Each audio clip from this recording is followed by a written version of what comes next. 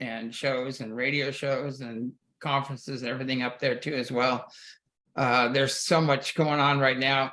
I was going to skip the news just because there's so much news going on, but all I can say, if you still think this present administration is in your highest and best good, yeah, you're a little bit critical thinking, research, and integrity impaired, and if you still support it, good luck, but you're not going to fare well in the days to come. But anyway, karma works, and everything's being amplified and accelerated. We just went through this incredible eclipse, and I don't know about you guys, but the energy was so intense, but it hit us hard. And I had all kinds of faces appearing to me, and I don't even want to mention them because we were doing a little battle in the other levels, clearing out these energies. But it was a pretty intense one. And then, God, the next day, everything just flipped. But about 2 or 3 days before that eclipse, it seems like as they say in India, the closer you get to nirvana, the more the demons rear their ugly heads, and they definitely reared their ugly heads. So anyway, we'll just leave it at that. And just, I always say, just toss your TV out, forget it, let it work itself out, and just focus on love and joy and bliss, and get out in nature. And, because this is a big cleanup on aisle 7 coming, and we're right in the middle of it. So just hang in there. My guest tonight is Gail M. Jett. She's an RN, MSN, MP, PhD, LMT, RMT, and a few other alphabets in there. She's an advanced holistic nurse, board certified, heart math certified practitioner, BioWell certified practitioner, MultiField tuning certified practitioner, energy medicine advanced practitioner, or Eden Energy, faculty Eden Energy Medicine certification program, faculty at I think it's Kaimai, I'll probably say that wrong, university. But anyway, without further ado, I'm going to bring Gail on the show. Gail, are you with us? I'm here. Everything's working. It's a miracle. Great. Yeah. Especially with the energies lately.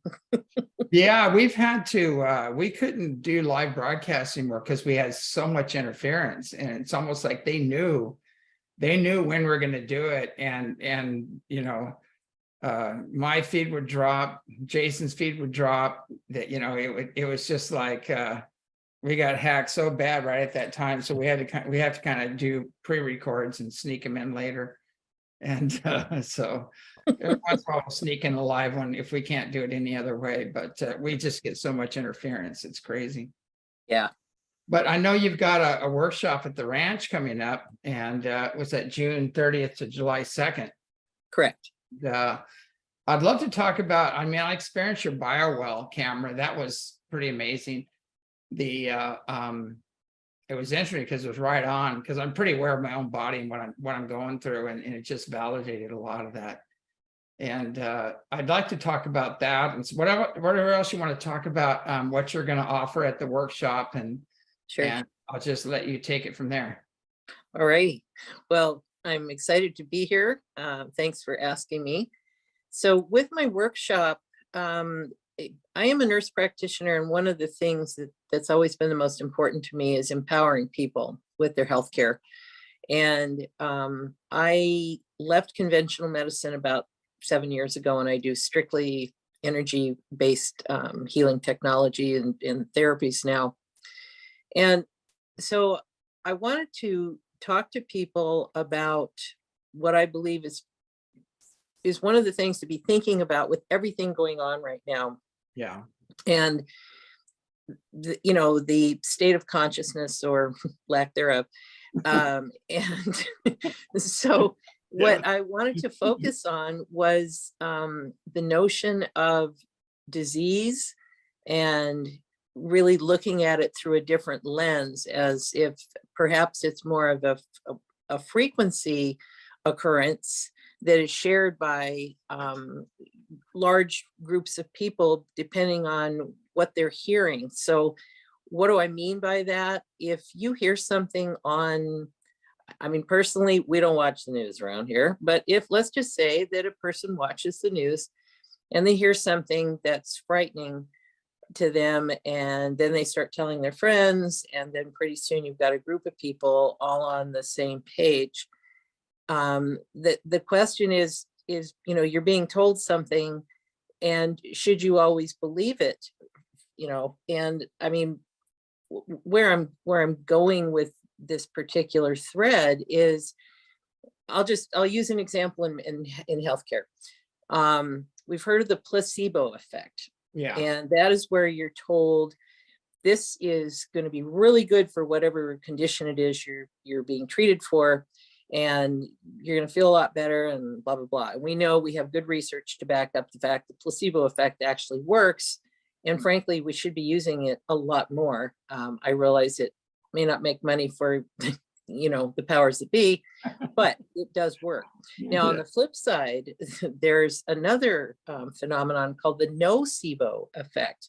And that, to me, is it's incredibly prevalent right now in healthcare. And what I mean when I say that is that people will be told, here's a medicine, here's a therapy, these are the side effects.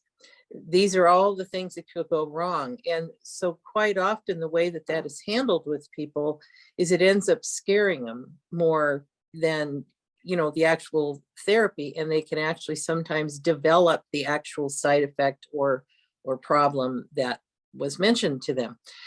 So I think that with what I'm seeing quite often in healthcare, and this is not across the board, I want to make sure people understand that there's a lot of really good healthcare practitioners out there trying very hard to take very good care of patients. But sometimes the way that things are prefaced with people, it ends up creating a lot of fear. So one of the things that I'm going to talk about at my workshop is how this, you know, thoughts basically get transmitted, and that part of it is a consciousness level, and how we can start to discern using our intuition, which the heart, in my opinion, is the actual seat of intuition. A lot of disciplines will say it's the third eye. Others will say it's the second chakra, you know, the womb chakra, for example. And I think all of these factor in, but I believe the heart, and there's some good research to back up what I'm saying. And I know that research is not the end all be all. We all know there's good research and then there's the not so much.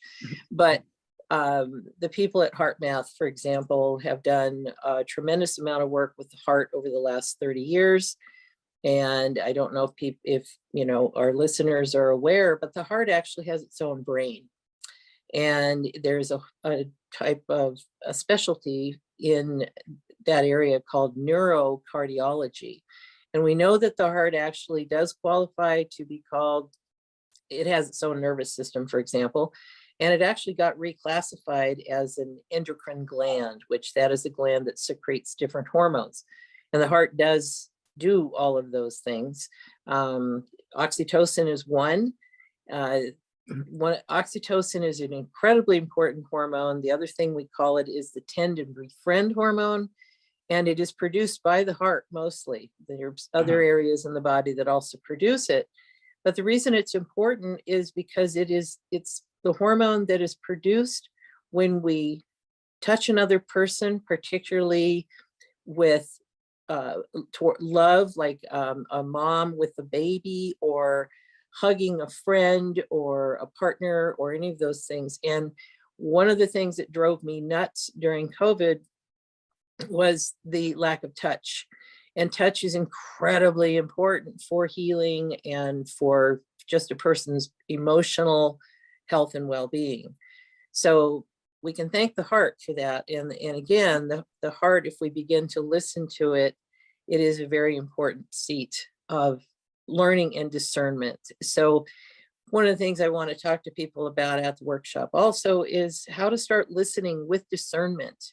You know, how do we decide if what we're hearing is really factual, beneficial, that kind of thing. We all know we're being hit, we're being bombarded right now with stuff.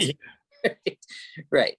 Psychic So treatments. Yeah. exactly. And Yeah. so Friday night, when the workshop starts, we're going to talk about the immune system, just a general overview, because I think it's important that people have a good basic understanding how our immune system works. And touch plays a big part, believe it or not, it plays a huge part. And we'll look at it kind of through the Western lens, but also through the Eastern lens. Yeah. And then we'll get into stuff on Saturday where we talk about, you know, the biofield, which I'll talk about the camera there in a minute, but the biofield, kind of what it's made of, how do we work with it, but also how do we begin to protect ourselves and boost our own immune systems, and, you know, the importance of grounding and that kind of thing.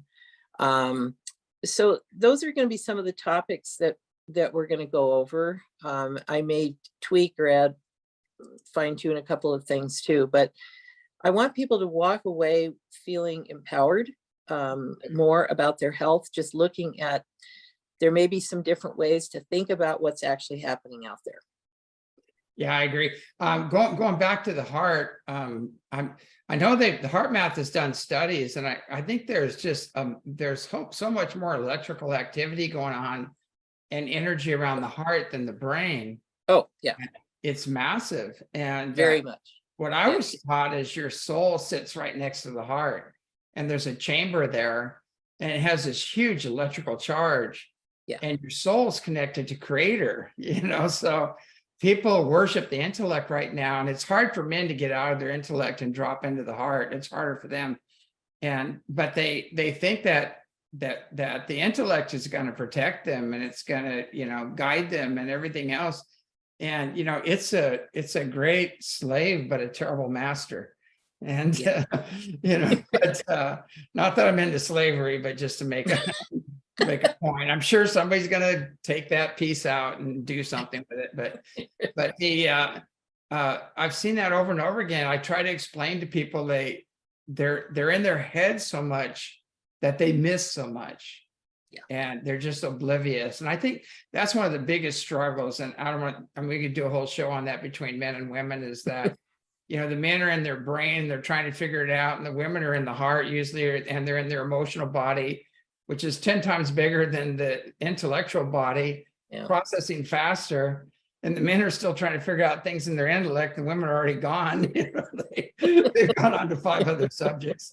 So yeah. So it's kind of and I always too, I mean, this is off subject too, but I always felt that women or grandmothers really need to be in charge, you know, of the planet, hooked up to like a galactic council or something, because right now men aren't. This whole patriarchal program is just not working. Yeah. I have to agree with you, James, on that one. I've long felt, not just because I'm female, but I've long felt that the crone energy is the most necessary energy right now in the grandmothers. Absolutely. I think that if we were allowed to bring back that way of helping to govern and oversee, I hate to even use the word govern, but the way of overseeing the planet and nurturing it back to health, we would be in very good shape very quickly. It seems like over the years, there's just been a full out war against the divine feminine, against the grandmother energy, or coming from the heart. It's like, let's get them out of the heart and just keep everybody in the first 3, you know, chakras: survival, sex, power, and, you know, and the music and the movie industry, all that stuff's involved in that. And the news, like you're saying, you should be very afraid because you got a mugger around the corner and he's waiting for you, you know, and, you know, all this other stuff. But it's unbelievable. I think that is definitely has been the intent of tyranny for some time, is to just shut that down. It's not working. It's blowing up in their face, and it's coming out anyway. But yeah. Well, and as it should. And, you know, what I also want everyone to know, and I know some of our listeners will know this, but strong emotion, particularly fear, is a great controller. Fear is a master. Yeah. And I'll be talking about this more in detail at the workshop and ways to work around that. But when we are in a state of fear, and you were talking about a lot of time, we're in our head. One of the things I can tell you, and I see this in my energy practice all the time, is that we're no longer grounded. And we'll talk about grounding there and go into more detail what that means. But when we're in our head, and this is women too, when people are up in their head, they are not grounded. When you're not grounded, you are not accessing a very important energy from the earth. And that's critically important. And we go back with one of the things I wanted to say about the heart is that you're right. It is actually about 100 times more powerful, its electromagnetic field, than that of the brain. And they also know that there's more neural pathways leading from the heart to the brain than vice versa. Yeah. And so, I've always thought, as a healthcare professional, it's really sad to me that the leading cause of death in this country is heart disease. Well, what's up with that? And the scary thing is it's going up in women. That rate is going up in women. And I have some ideas why, but it's worrisome. And so I think this is one of the reasons that I want to bring this, the various information to people. Yeah, I agree 100%. It's what I've seen. I was telling people about, they asked me, what do you see happening in the future? And if I say this, I know the people that, the jab or whatever, everybody's gonna say, you're not talking about the jab, And so I know all about that one. We're talking about something else here. But basically in the future, what I saw is that they were showing me something. They said that people who were constricted in the heart were not going to be able to function with these new energies coming in. Yeah. And that very constriction is going to give them the heart attack. Now, there's other things that are giving people heart attacks too, but that's a different story. But yeah, but and also too, the same thing about the field. And if you're aligned with your soul and the higher levels of consciousness, these lower levels of consciousness have a magnetic field, and that's changing. And if we do go through a magnetic pole shift and your ego is erased or, highly disrupted, you're not going to function at all unless you are pulling from these higher levels of consciousness. So, the moral of the story is pull from the higher levels of consciousness and open your heart and start being loving and kind to each other. And that's the only way you're going to get through these changes. Yeah, no, you're absolutely correct on that. Yeah, absolutely. Mm-hmm. And this is, again, when I talk about grounding, because we're different than toasters. Yes, we need to be grounded, but we also need to be rooted into the earth. And that is where we get our sustenance, our energetic sustenance. That's the nurturing, it's the restorative energy. And it's incredibly important. And the thing is, it's interesting.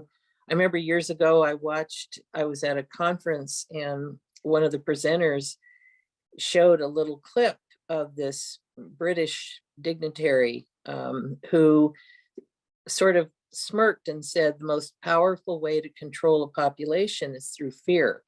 Well, if you think back over what we've dealt with over the last 3 years, it's been one thing after another, after another, after another. And again, every time people are hearing these things, and there's no shortage of things to put them into fear, they're not grounded. And as I said, that's critically important during this time, because it also affects your consciousness. It's just, they all go together. And when you're living from the heart, that's one of the things that, just from a frequency standpoint, it's going to be a lot harder for these lower level negative energies to even, latch on. We can get into quantum physics, but the bottom line is we do need to be getting getting out of just existing in those bottom three chakras. We've got to get back up into the heart, and like you said, live from that place of joy and bliss. And one of the things that I love to tell people, and I do it myself sometimes, because let's face it, it's crazy out there. Okay. Yeah. It's crazy out there. And I think it's by design, it's they've made it more crazier to reinforce the fear, and everything they're doing is to make it even more crazy, more fearful. Right. Like what came first, the chicken or the egg? It doesn't matter. Just get rid of it. Just, they're both rolling across the road at the same time now. Yeah. So, but if people understand one super important way that can help to ground, but also help raise your consciousness, and that's a gratitude list. Mm-hmm. It's amazing how fast, and I know because you do this all the time, but if people understand the importance of just making a list, and it could be something as simple as I'm grateful for my eyes because I can see the beautiful, hopefully blue sky, usually, but that, or we've had a lot of really gray here. It's been, I keep going, I think there's a blue sky out there, but I'm grateful for my eyes, and then I'm grateful for my body, and I'm grateful for my friends, and I'm grateful for my cats. And the list can be anything you want. And if people start finding that the more you start focusing on these positives, these things that give you joy, they bring you joy, that does it right there. That helps to raise your vibration right up, and super easy to do. I agree. It's we did a thing. I did an experiment, and this was like in the 90s, basically. And it was at the International UFO Congress, and they gave a talk there. And I talked about the benevolent beings that are coming in to help us. And I don't know where it came from, but somebody told me they asked if I could take people through a meditation, a healing meditation. It was just spontaneous. And so I said, okay, I want you to just focus on love and joy and bliss, open your hearts. And I said, go back to a time when you were really happy. You're like on the beach, you're in the forest, you're fishing, you're with your parents, or dad or mom or whatever, doing whatever. And I said, just go find that space where you're really happy. And, you're young, you're vibrant, you're healthy. And so we went through this meditation, and at the end of it, I couldn't believe how many people came up to me, and they said, my back healed, my arm is, stuff just healed, like it spontaneously. It was so bizarre, and it shocked me because I was just going by the inner guidance. I go, okay, well, I did what they wanted, see what happens. And then at the end of that talk, I talked about how we all need to work together for disclosure. We can't keep fighting over this piece of pie. We all have a piece of the pie. Let's put it all on the table, and then we'll have the whole picture of what's really going on, because it's all going on. Everything, there's so many levels to it. And it was funny when I got through, and then I was talking about the Palladians, how they're just pure love and joy and bliss. And you just, and I had to stop because there was so much energy coming in. I was getting tears and everything else. Yeah. And then I looked at the audience, and the whole front row was crying. I go, whoa! I go, I guess that came across, and then they asked me not to come back, because you're not supposed to introduce the spiritual side, of contact. So 5 years later, they invited me back again, and then they disinvited me again after that. So it's like, yeah, I don't know what. It seems like, especially the International UFO Congress, that group there, that they have a lot of evolving to do, and really start working with the higher level stuff. But, a lot of jealous, a lot of competition. It's sad, but it shouldn't be there. Well, you're absolutely right, and the thing is, that's really what, as we know, that's part of what this whole time is about. It is about dismantling all that isn't working, and jealousy and competition. That's very low frequency energies. It doesn't serve anybody. I'm sorry, but it just doesn't. And I'd be hard pressed to have somebody say, well, yeah, but it, you know, when you're Yeah. in that state, you know, that's not a coherent state. And, you know, you said something really important when you were talking about this meditation. And I was thinking, this is so similar to what heart math does when they talk about their heart coherence techniques and their lock-in techniques. And it's the same type of thing where we tell people, go to a time of, just like you said, some really wonderful time where you were having a lot of joy and a lot of bliss, or an animal or a person or something that generates that feeling in you, because you really have to generate that feeling. And then you lock that in and you sit there with that feeling, and then start to focus on your breathing, and you're breathing that feeling out. And this makes me think of some research that was done, and I wish I could recall exactly when, where, but I believe this is several years ago. I believe it was done, I want to say Chicago, somehow Tel Aviv is coming in, but different cities where they had trained meditators. And of course, we know when we meditate, we're getting, you know, you're getting a very steady high frequency. And what they found was that these people were cycling through this meditation, and that they found that the rates of violent crime and murder and, you know, all of that stuff, burglaries, attacks, all that, all dramatically decreased while they had these people meditating, which again brings up the question of what are you putting out there? And I believe that the some of the players right now know exactly what they're putting out there. And that's why the fear is so prevalent. And it's up to us to start to change that narrative and start to put out the love and the joy and the bliss. And it's doable. And the more of us who do it, that, you know, increases it exponentially. I forget, what did they say? There's only a certain very small part of a population, like, Yeah. that can begin to change the whole narrative. Yeah, you hit that critical mass level and then boom, you know, it all flips. Right. Yeah, I've seen some pretty interesting things happen, and like at ECETI, it's like an acupuncture point for the planet, and the ley lines cross there, and they told me that what we do there affects the whole planet. And I go, this is interesting. And they started showing me how it works, and if enough people gather together and start, you know, doing clearing work and healing work, and you know, I want to mention, just a heads up to people, I'm getting so many emails when people go, what is going on?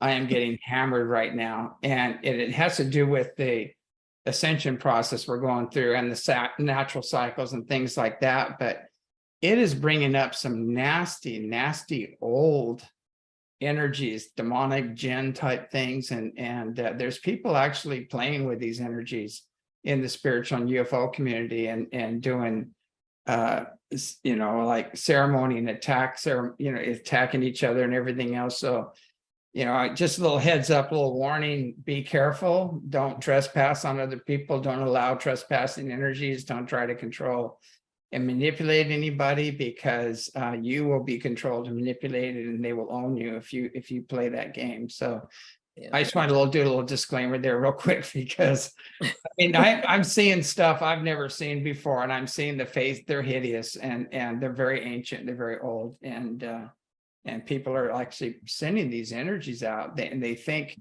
you know, they're doing black magic, or they think they're doing spiritual practices, but they're not. You know, it's something else. Oh yeah, no, I agree with you. And I want to say something about ECETI. This brings me to the camera. So the BioWell camera, I took up to your ranch last summer and ran some scans on you and my husband and myself and some other folks. And for people who don't know what the camera is, this is a research proven device that's been around for well over 20 years. It is was developed in Russia by Dr. Konstantin Korotkov, who unfortunately we lost him last year. And I forget how much research studies have been done on it, but they use it on the space station as a tool to monitor the health and welfare of the folks that live up there and work. Basically what it is, it's a little box.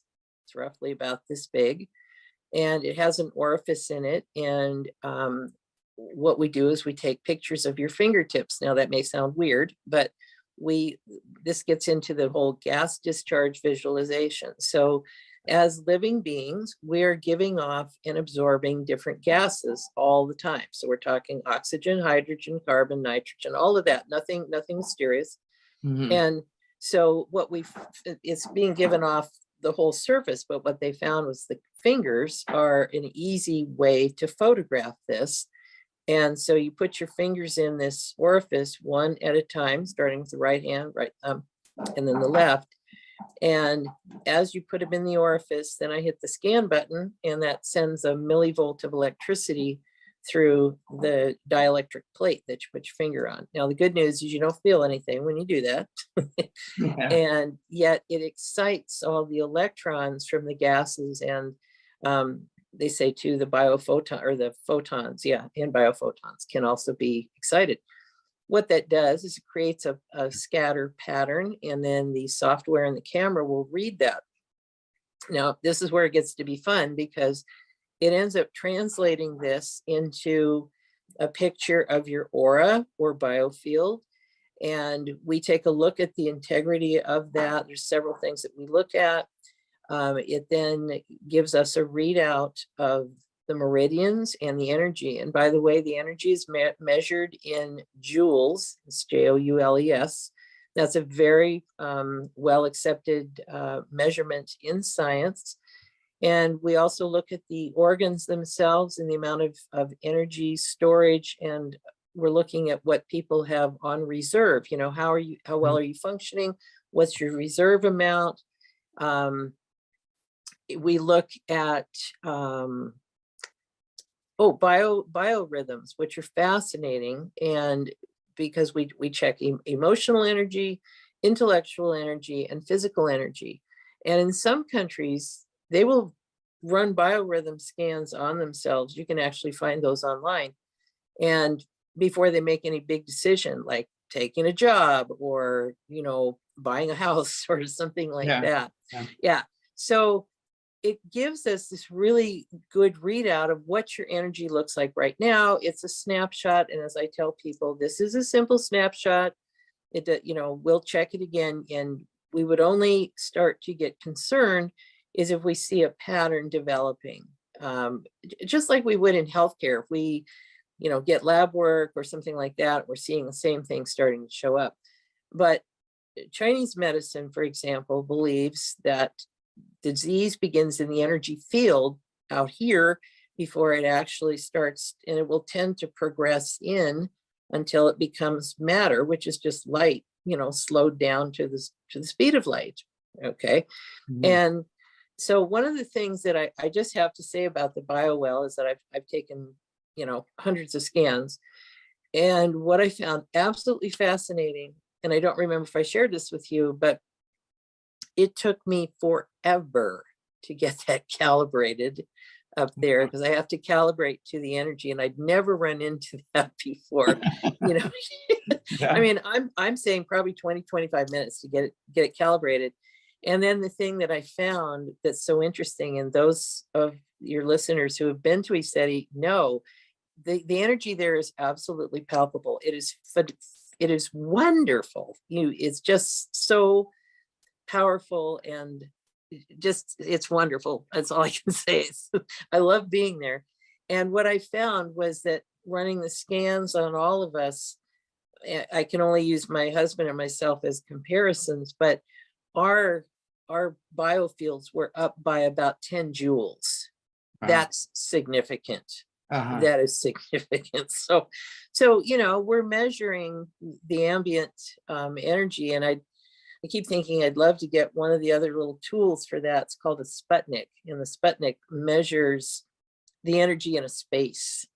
Yeah. And they've used that. One of my teachers had measured that energy in an ashram in India before and after people were in there. It was pretty fascinating. So that's what the camera does. It's pretty cool little tool.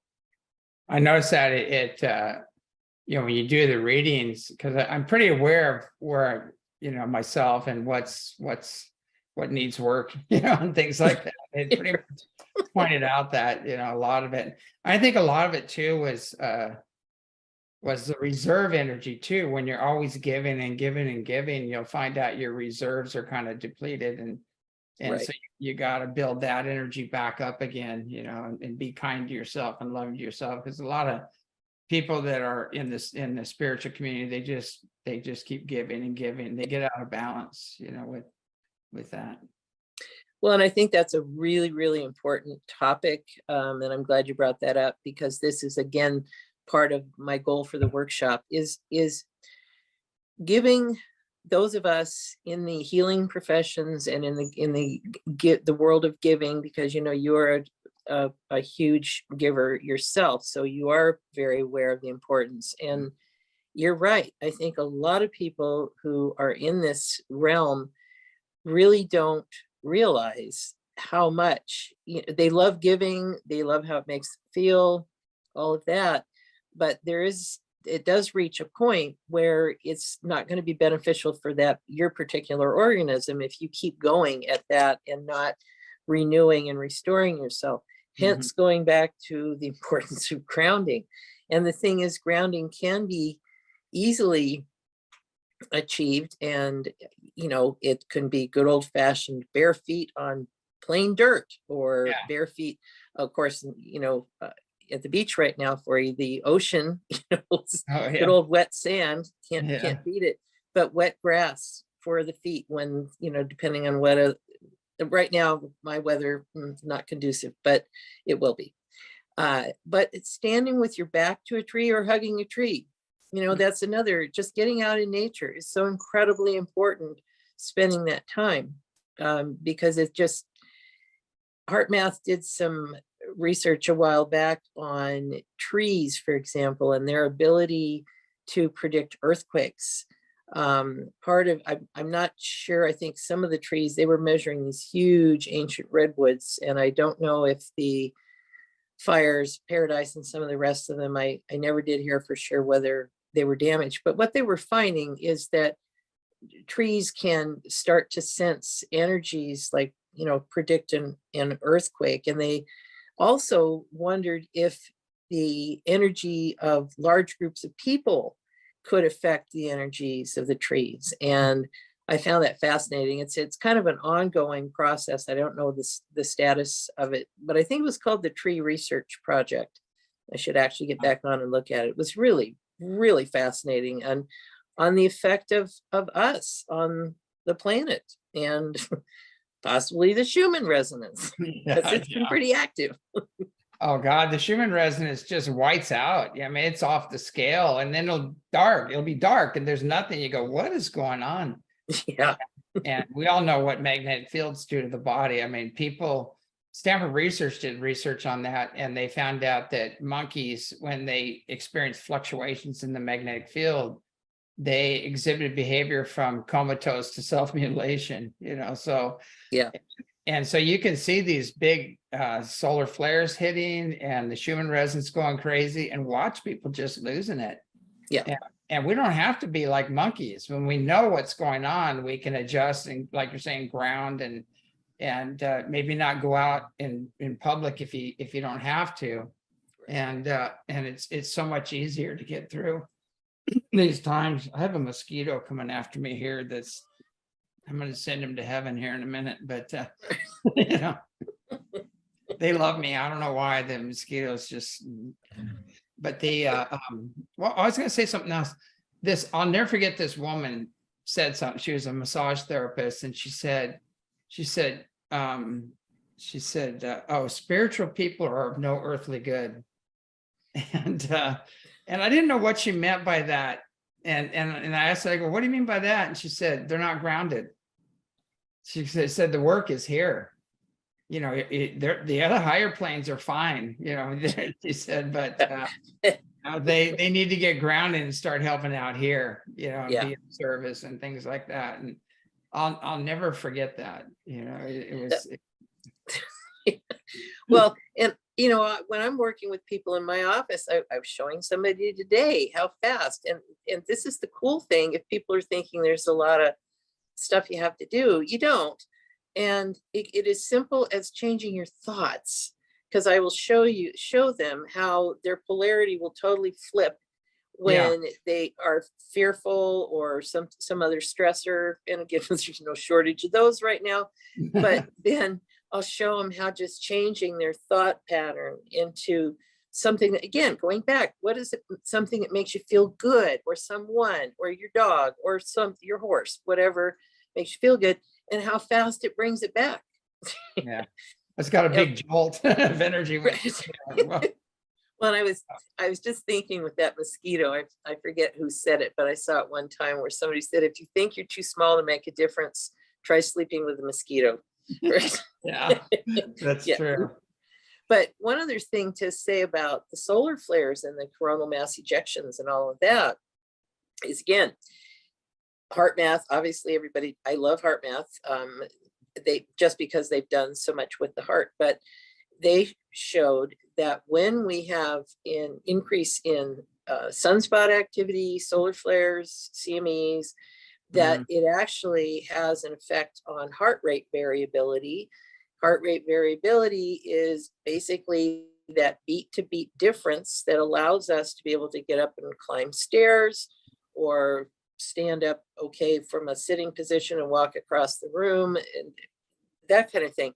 So it adjusts all the time. And a sign of good variability is when we are in parasympathetic mode, or rest, better known as rest and digest. And most people are spending an awful lot of time in sympathetic fight or flight these days. And again, I have to think that there's forces that know that and intend to keep as many people in that state as possible because of the effects on their health. Yeah. And also the control, they can definitely control you, with that. Oh, absolutely. Absolutely. Well, and I think you and I had talked about this before, but there was a little study done, not little, but what they found is that when people get stressed, whatever it is, that up to 80% of the blood leaves the forebrain. And it was interesting. They did imaging and you can actually see it, and so it goes into the body, the muscles, the heart, lungs, kidneys, that kind of thing, for fight or flight. Well, when you've got about 20% up there here, you're not going to be able to access your tools, your critical thinking skills, your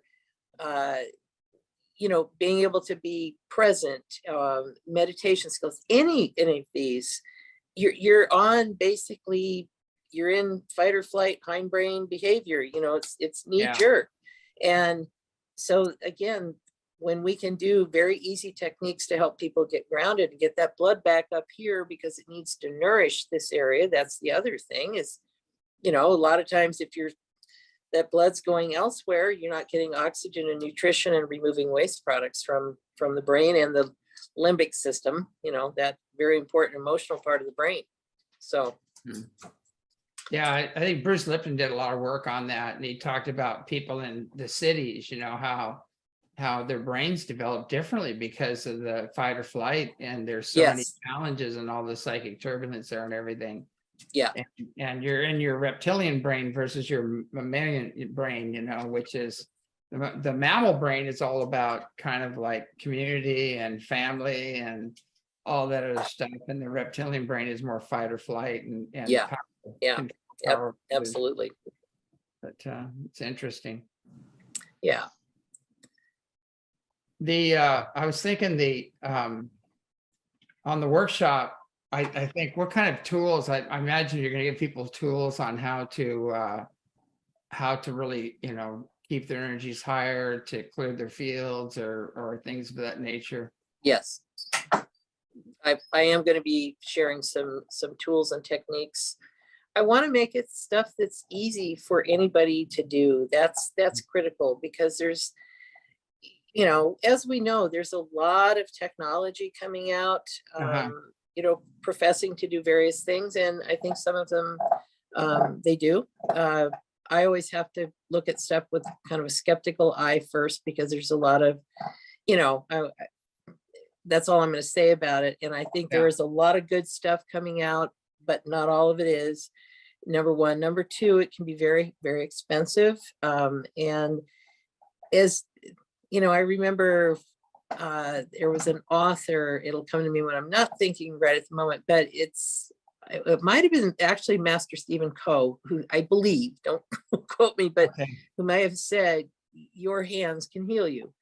And the amazing power of our hands for ourselves, you know, when you look at, I think it's like 50 to 60% of the receptors of the brain are right here in the hands. So if people understood the power of, you know, what they have right now, I mean, our creator gave us a lot of good tools that we've been sort of conditioned out of even knowing we have or using. So these are some of the things I want to focus on. I will have a syllabus for people too, to be able to take home and read, you know, later, that kind of thing. So yeah, we'll go into that. There's some great, I mean, I can give people one of my really favorite go-tos, I'll show you right now.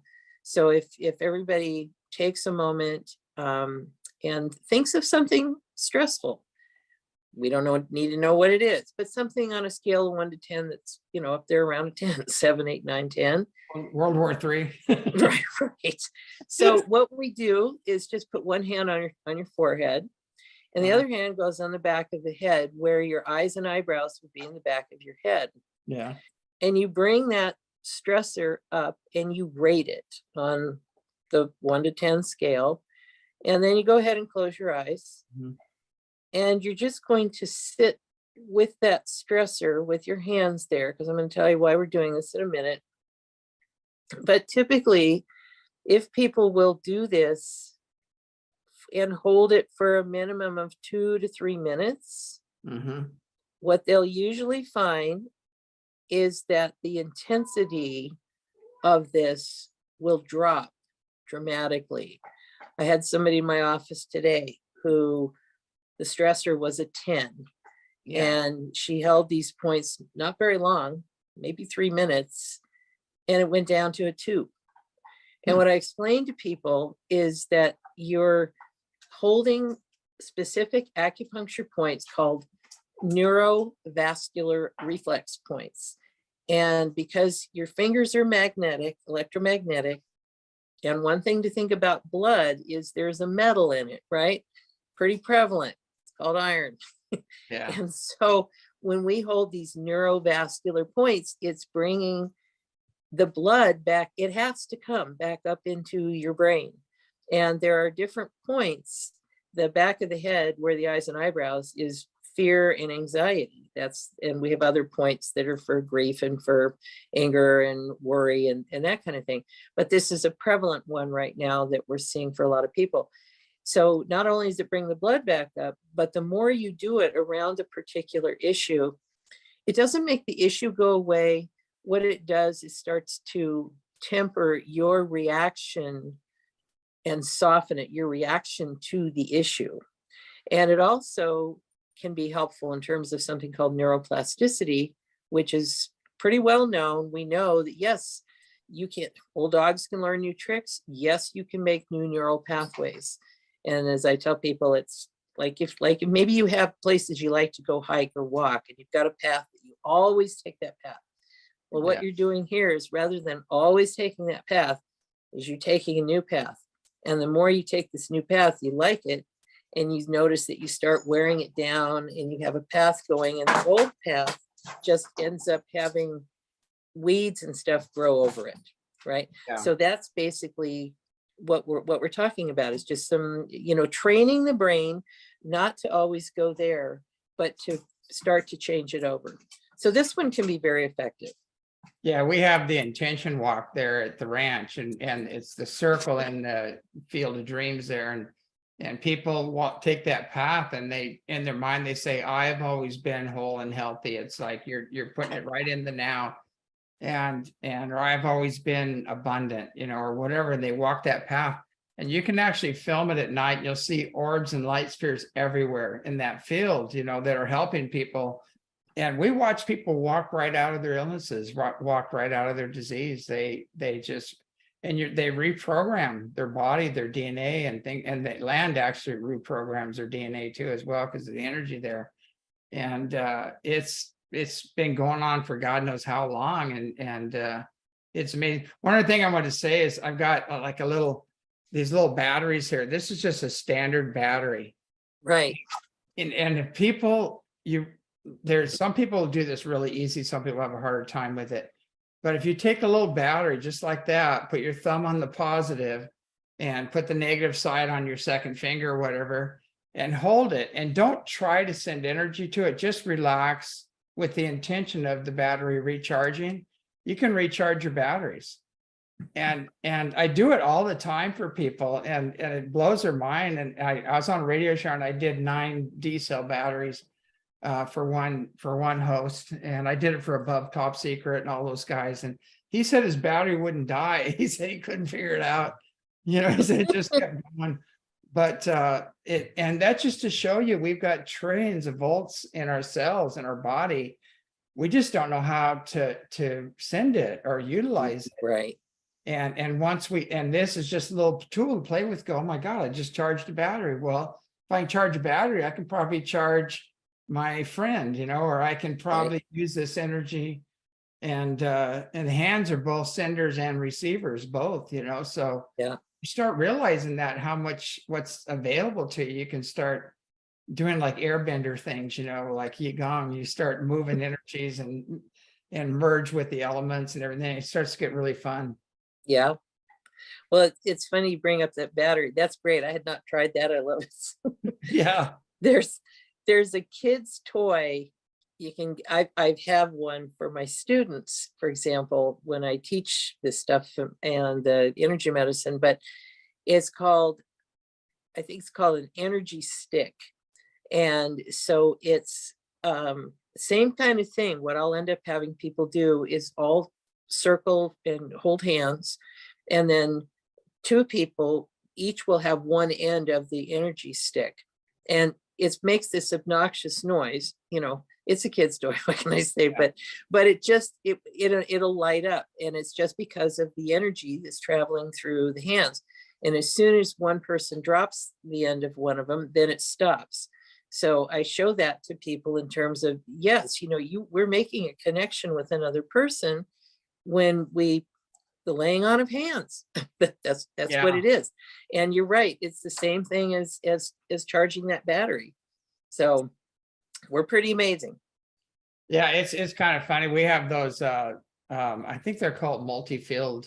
I'm not sure what they're called, but it'll register all the different fields of energy, electrical, magnetic, radio, or whatever else, and has a little thing that goes up and down, and so it'll be on the table, and I'll just look at it, and it'll go like this, and I'm showing people how sensitive these things are, and how your energy fields go out, and it'll tell you how big your aura is, everything, and it also tell you if you're getting hit by any kind of waves that aren't positive or are not in your highest and best good. But MultiField meters, that's what I was just going to say, that sounds like a MultiField. Yeah.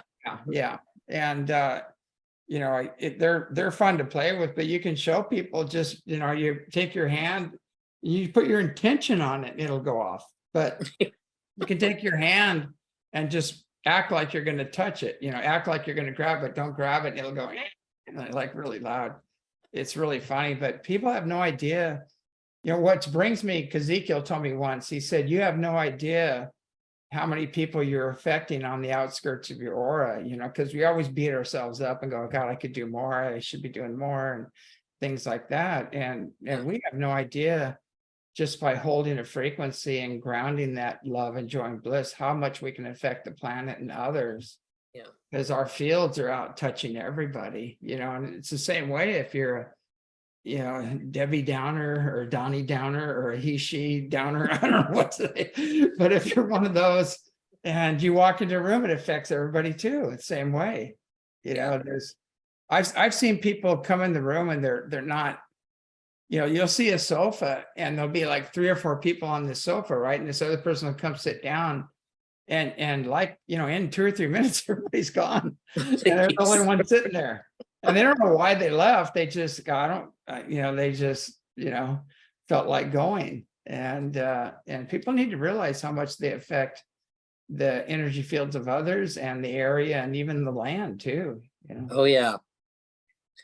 Well, and I know we're getting close to time, but Yeah. I remember Bruce Lipton saying one time, was explaining this whole thing, that when, let's just say you've been invited to a party and you're like, for Friday night, you're like, I don't really want to go, but you go because you like the person, and then you end up meeting these other cool people, and all of a sudden you're all fired up and you got all this energy, and that it's good old quantum physics. It's just constructive interference, basically. And then the opposite can happen when you're around, and we all know people that bring us down, right? It's like, when you have to be, Yeah. it's a very, it's the same thing. So yeah, we do need to be very mindful of our effects on others and the planet. Yeah, I think one of the most powerful things we can do now is to say not mine and set boundaries. When you feel those energies coming in, just go not mine and set a boundary and go within, go back into the heart and hook up with the higher dimensional beings or aspects of yourself, and get through it. But because it is intense, and I do believe we are running out of time. I was looking at the clock, so yeah, unfortunately, we can probably go on forever. right. What's the best way for people to get in contact with you? And also, people remember June 30th, July 2nd on the ECETI site. We'll have all of our information up and the workshop. Yeah, the easiest way probably is through my website. And that's www.advancedhealingenergetics, all no periods or anything, all one word, .com. And I have a way to contact me through there. And yeah, that's probably the easiest way to do it. Great. Awesome. Well, again, I can't thank you enough for coming on the show, and be sure and catch this workshop. I think it's going to be a great one. And anyway, we've got to sign off. So keep an open mind, loving heart, and pure intent, and hang in there, because we're going through one gate after another, it seems like. And so it's going to be a wild ride from here on out. So anyway, have a great evening. Good night. Okay, you too. All right.